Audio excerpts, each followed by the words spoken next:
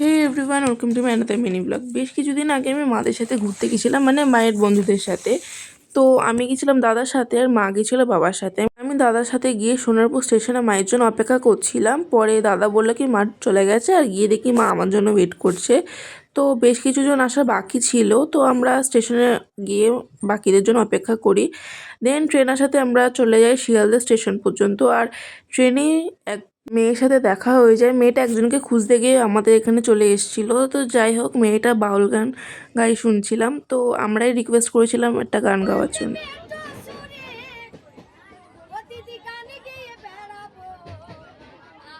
তোমরা ওর পুরো ভিডিও দেখতে চাইলে আমাকে কমেন্টে জানিয়ে আমি পুরো একটা ভিডিও ওর আলাদা করে দিয়ে দেবো। তো আমি এখনও বাচ্চা, তাই স্টেশনে মা এখন আমার হাত ধরেই নিয়ে যায়। তো যাই হোক, আমরা শিয়ালদা স্টেশনে চলে যাই। সেখান থেকে আমরা ব্যারাকপুরের ট্রেন ধরি। আর মেইন কোথায় যে যাচ্ছি সেটা এখনও বলিনি। তো যাই হোক, সেটা সাসপেন্সে থাক, নেক্সট ভিডিওতে বলছি। সাবস্ক্রাইব করে দাও তার জন্য। টাটা।